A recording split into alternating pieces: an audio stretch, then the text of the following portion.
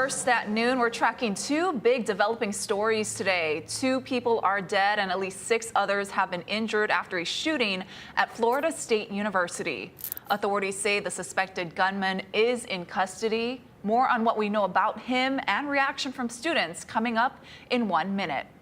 But first, let's take a live look outside with our tower cam. Our team has declared first alert weather days for the entire state for tonight and Friday as we track an approaching cold front. Residents on Kauai reported loud, heavy thunderstorms overnight into this morning, and the system is also bringing the threat of heavy rains. For more on what we can expect, let's send it over to meteorologist Drew Davis. Drew?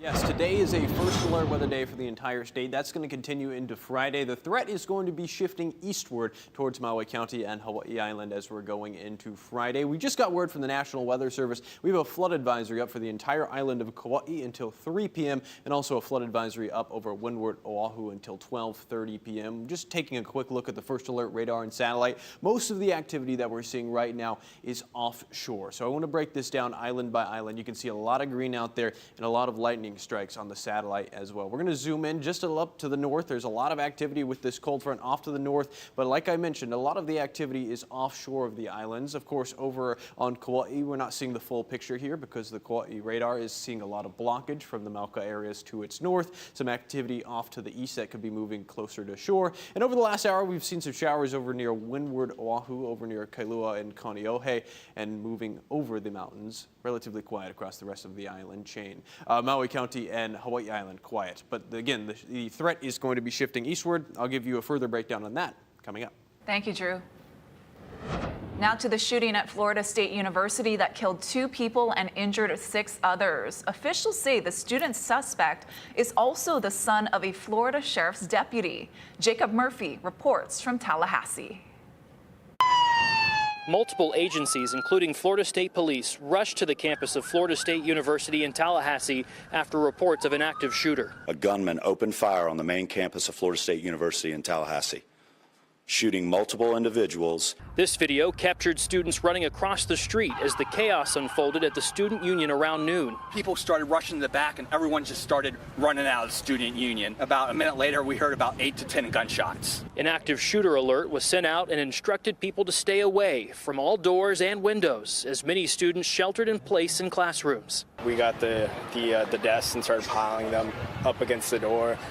We tried to get the bigger desk, the main desk, the presenter's podium against the door. This father rode a service elevator with 50 others to try to reach safety. The doors open and, 2 officers were there, guns drawn, yelled, "Did you see anything?" We're like, "No." CBS News Miami reporting a suspect is in custody after being shot in an exchange of gunfire with police. Several victims are hospitalized with injuries, including one in critical condition. FSU police responded immediately, engaged, neutralized, and apprehended the shooter. 2 victims of deceased are deceased. President Trump reacted to the news from the Oval Office. It's a shame. It's a horrible thing. Horrible that things like this take place. All classes and events are canceled at FSU for the remainder of the day. Jacob Murphy, CBS News, Tallahassee. Happening today here at home, a group of local U.S. Army veterans will make their case for an assault weapons ban. Hawaii lawmakers are considering a bill that would close a gap in Hawaii law that only prohibits assault pistols but allows assault shotguns or rifles, including AR-15s. The veterans will demonstrate the power of the weapons and tell the media why they think they are dangerous in civilian hands. SB 401 already passed the House floor with bipartisan support. The demonstration is taking place at 2:30 this afternoon at the Coco Head Shooting Complex. Honolulu police are investigating an attempted murder at a game room in the Kalihi area. We're told it happened at around 4 this morning on School Street. It's reported that a group of males was leaving an illegal game room and confronted people who were in a silver sedan. Now that's when gunfire was exchanged.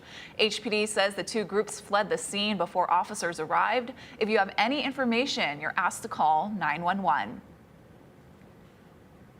The daughter-in-law of crime boss Mike Miskey was sentenced to 7 years in federal prison for her role in the criminal enterprise. As part of a plea deal, Delia Fabro-Miskey pleaded guilty to federal racketeering charges. She admitted from 2016 to 2020, in addition to wire and bank fraud, that she also assisted in obstruction of justice by falsifying documents when the EPA was investigating Miskey's company, Kauai Termite and Pest Control, for chemical violations. Fabro-Miskey will also have to serve 3 years of supervised release after her prison sentence and pay nearly $50,000 in restitution. A Maui man has been charged in the killing of a beloved pet pig, then lying about it to win a hunting contest. 19-year-old Jaden Jarneski Magana pleaded no contest to charges of animal cruelty, theft, and criminal property damage for the killing of Eddie the pig in Ha'iku. The 250-pound animal was taken from its pen at the Kitty Charm Farm last May, and prosecutors say Jarneski Magana and his co-defendant Chris Ryan Saito Carino lied about hunting the pig to win a $1,000 contest prize. I received videos of dogs going after Eddie, pictures of Eddie gutted and hung from a tree, and a homemade rap music video of the two men. I have nightmares of the trauma gentle Eddie must have suffered being roped, hog-tied, and dragged down a steep gulch such a long distance while alive. He has since taken responsibility for his actions. They returned the prize money. He's extremely remorseful. In addition to his night in jail, Jarneski Magana will be on probation for 4 years. His co-defendant will go on trial later this month. Laie manslaughter suspect Sina Pili will remain in custody at OCCC. The 39-year-old appeared in court yesterday, hoping a judge would allow her to post bail until her trial in May. But the hearing was postponed until next Tuesday. Pili is accused of killing her 11-year-old adopted daughter, Azalea Pili Ayu. President Trump says he's eager to see Federal Reserve Chair Jerome Powell go. It comes amid the president's ongoing frustration over interest rates and after Powell said tariff uncertainty could pose a risk to the U.S. economy. Erica Brown has the latest from the White House. President Trump is lashing out at Federal Reserve Chair Jerome Powell. I'm not happy with him. I let him know it, and if I want him out, he'll be out of there real fast, believe me. Trump wants interest rates cut and continues to pile on criticism of the central bank leader. I don't think he's doing the job. He's too late, always too late, a little slow. Powell insists he has no plans to leave before the end of his term. Never going to be influenced by any political pressure. People can say whatever they want. That's fine. That's not a problem. But we will do what we do strictly without consideration of political or any other extraneous factors. Wednesday, Powell warned Trump's tariffs are likely to drive up prices and the unemployment rate while slowing economic growth, a combination of factors known as stagflation. President Trump welcomed Italian Prime Minister Giorgia Meloni to the White House Thursday for high-level talks about trade and tariffs. If I wouldn't think it's a reliable partner, I wouldn't be here. Meloni and Trump share some of the same ideological views, and European leaders hope Meloni can serve as a mediator between the U.S. and EU. President Trump says he's optimistic about trade deals with Italy and Europe, and that in time there may be one with China. At a certain point, yeah, we're in no rush. We're in no rush. You have to understand we're getting right now 25% on cars, 25% on steel, 25% on aluminum. We're getting a 10% baseline. Meloni invited Trump to Italy to meet with European trade partners. Erica Brown, CBS News, the White House.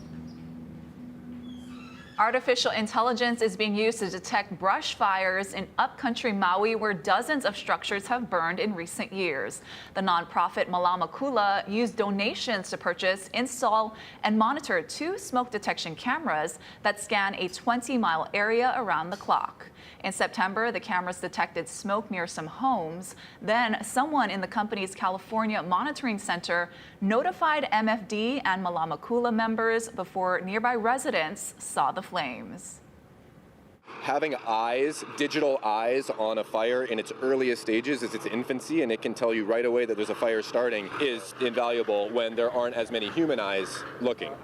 Hawaiian Electric is installing dozens of these smoke detection cameras statewide in fire-prone areas, including Lahaina. But they are not cheap. The cameras in Kula cost tens of thousands of dollars, then another $13,000 per year to monitor. The Honolulu City Council has signed off on a new primary urban center development plan meant to shape the city's growth. As Ben Gutierrez reports, that plan hasn't been updated since Jeremy Harris was mayor. The last time the city updated its development plans for the primary urban core was in 2004, long before the high-rises behind me were built. The primary urban core is Oahu's most populated area, with about 350,000 people packed in from Kahala to Pearl City and all the valleys in between. The new development plan, now passed by the City Council, aims to make the city more user-friendly. It shows what has changed from 2004, such as we have our our existing rail line now. We have more needs for rail connectivity. We know now how many more units we need of housing.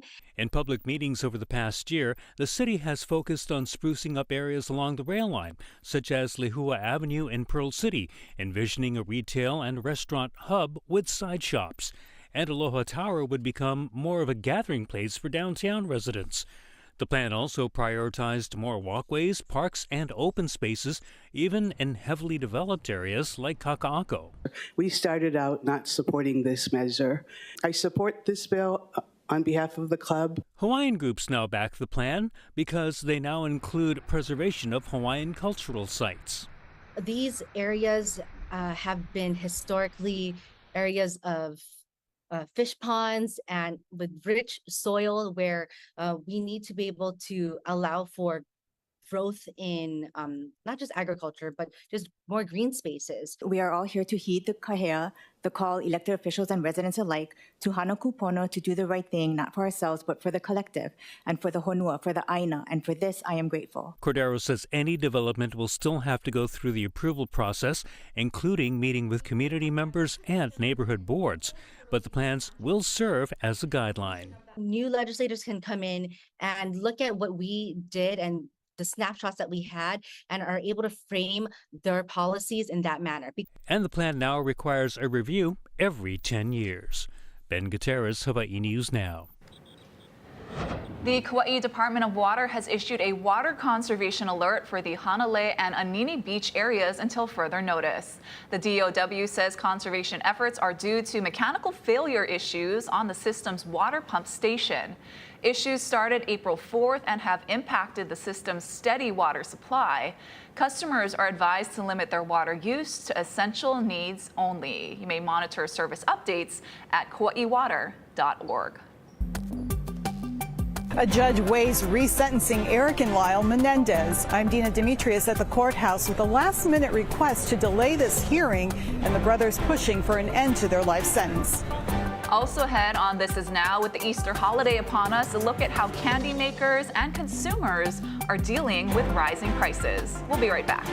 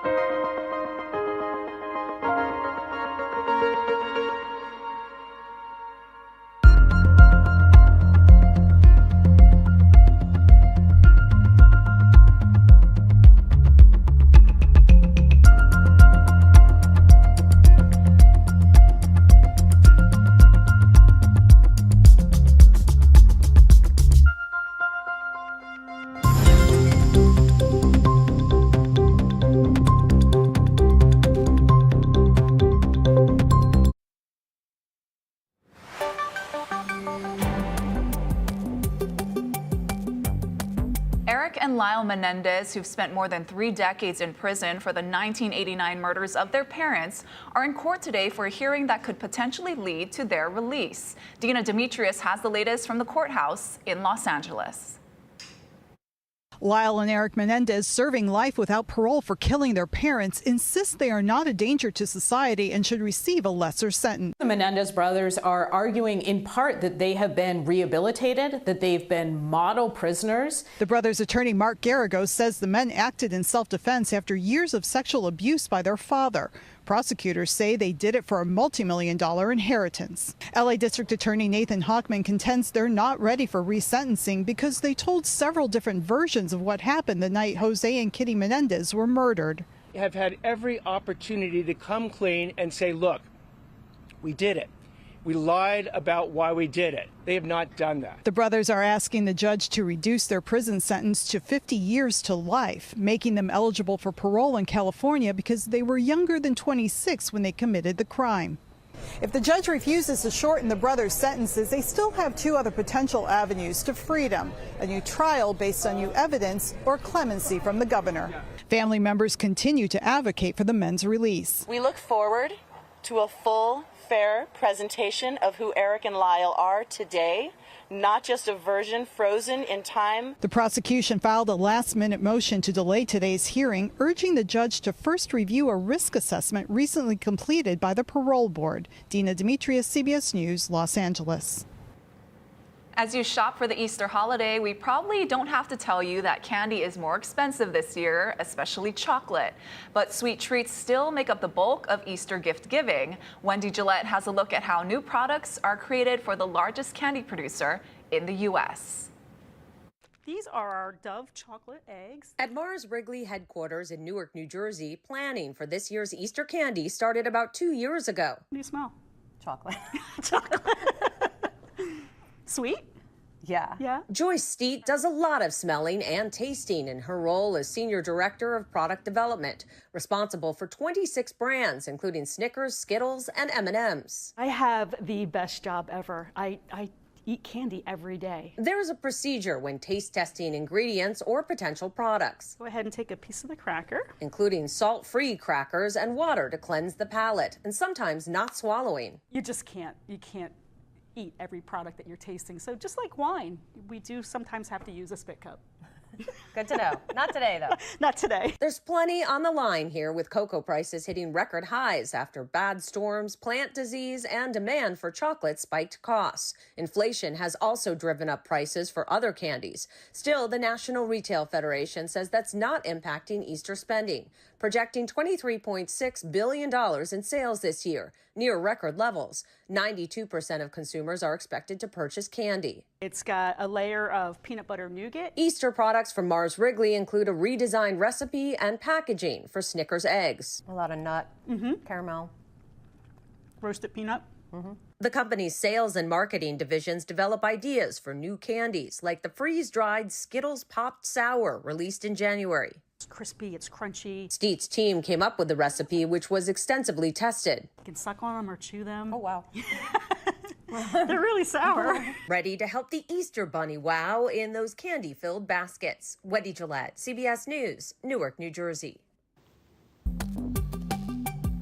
And reminder, we have flood advisories up over the western portions of the state. I'll walk you through our first alert forecast and talk about the impacts coming up.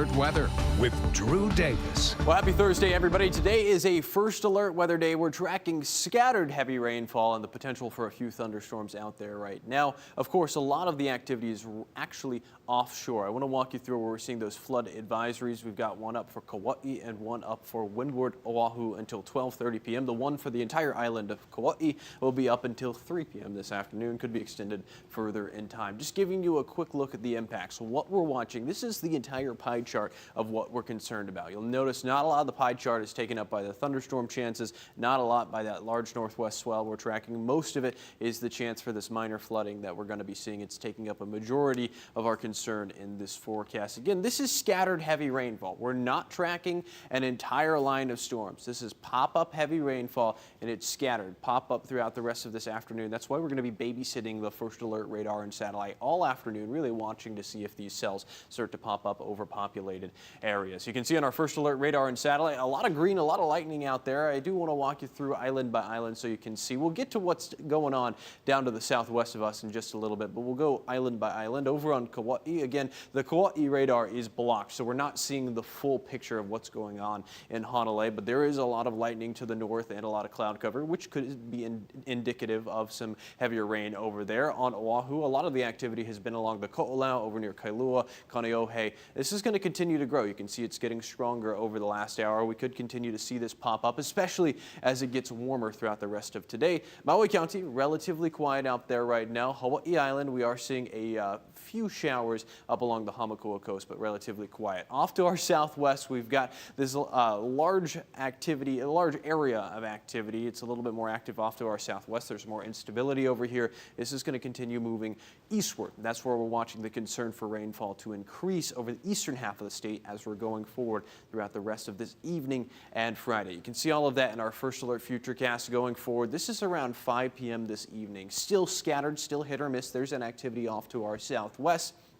Pop-up showers across the entire state going forward. This is around 6 p.m. Some activity off to our north, but really it's hit or miss. This is a conditional chance for some thunderstorms and heavy rainfall out there. That's why we're watching and babysitting the radar very closely. Throughout tomorrow morning, you see a lot more activity over the eastern half of the state that's impacting Maui County and Hawaii Island. That's going to be the case throughout Friday and Saturday as well. Some activity to our north throughout Saturday, but conditions start to improve as we're going into Saturday evening and Sunday. Our First Alert rainfall model totals, you can see as we're going forward all the way into Saturday, around an inch of rainfall. The heaviest rainfall again looks to be over the eastern end of the state, but still some isolated minor pockets of flooding are forecasted. Their north and west facing shores are on the rise for this afternoon, 7 to 10 feet on north facing shores, west facing shores around 5 to 7. And here's a quick glimpse at your First Alert 7-day forecast. First Alert weather day for Thursday and Friday, Tuesday and Wednesday. Another chance for heavy rain. We're going to be fine tuning the details on that over the next couple of days. Thank you, Drew. Still to come, a new Pringles flavor brings you some of your favorite summer foods. No grill required. That story in 2 minutes.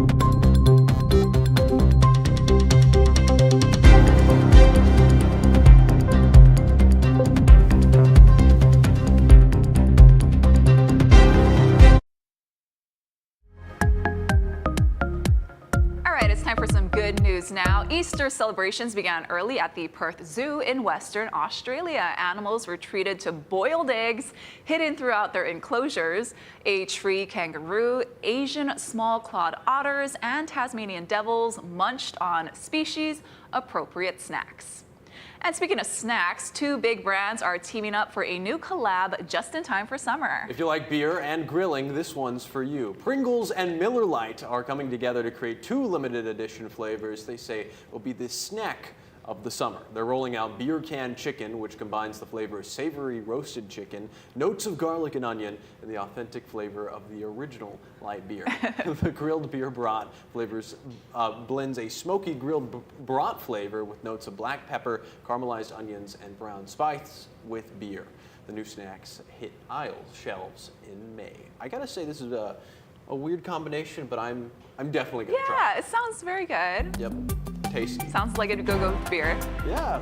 All right, thanks for watching, everybody. More news first at 4.